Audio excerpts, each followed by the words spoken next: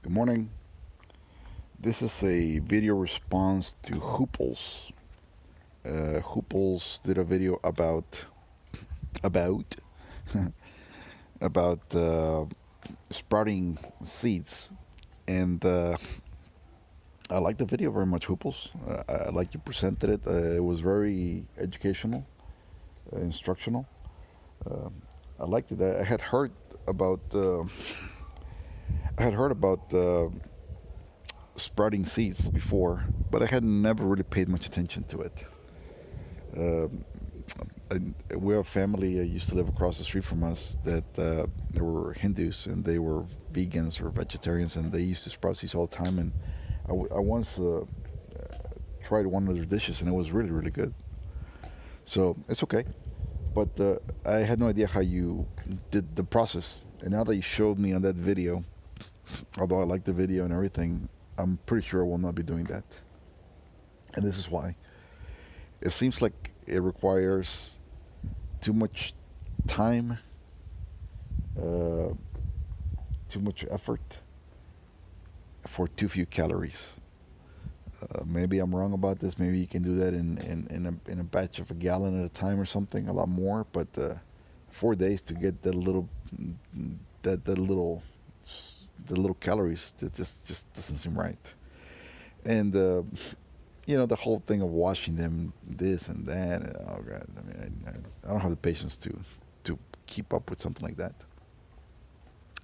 But that's just me. I try to get most of my uh, nutrition from animal protein and chicken, eggs. I mean, chicken, eggs, chicken, beef, pork, milk, etc. And I do use eat salads and fruits and vegetables too. But I just don't see a point with my type of diet for sprouting. But it was a good video though, and I may try it just to see what's going on. But I don't think I would do it on a regular basis, like I do gardening, for example.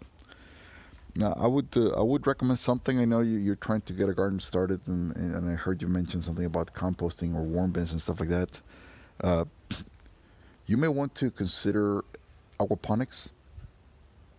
I know in your latitude, aquaponics may not be viable in the winter months.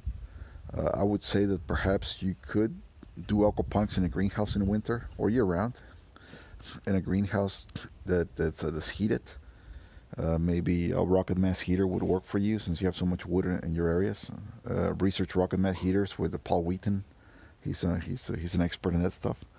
Uh, but that might work. Uh, of course, you don't eat the fish in your case, but you can also have it with goldfish. Some people have it with tilapia to eat the fish, but goldfish just work just the same. And goldfish are extremely cold resistant. I've had my goldfish swimming under 2 inch thick ice in my fountain, and they're a little bit slow, but they survive. So the way the aquaponic system works is that you have a tank of fish, and on top of the tank you have um, a raised bed, and it's filled with rocks, and you plant directly into the rocks, or you can just get seedlings and just stick them in the rocks, and you have a pump, and that pump is constantly filling the medium of rocks, the bed of rocks, and then it drains back into the fish. And that process basically takes the fish water into the rocks. The rocks serve as the filter, and when they filter all the fish poop and everything, all the ammonia and nitrogen that comes from the water, it leaves all the nutrient for the plants to grow. And plants grow like crazy in that environment. I mean, really, they go crazy. You can't keep up with it. And then after it goes through the medium and drains back into the fish, well, the water is clean for the fish again. That's the whole thing. And yes, this requires energy uh, because you need a pump. And it's not much energy. And it's got to run 24/7. You can't just let it run for a couple hours. I mean, the plant's got to have uh, water constantly because they are in rock, they're not in soil. And it requires that the water is not frozen, of course, right? So those two impediments may be a problem for you, especially the water not freezing in Canada. And a lot of people have objections to the, if what if there's no power or this or that? How do you run your well? If there's no power, then you don't run your aquaponics. You run a regular garden, right? Or you look for a solar panel or something. But until then, I can always say until the shit hits the fan or whatever happens, you still got to live. And why not live good? So the aquaponics produces a lot of stuff. It's just a lot of production in a very small footprint.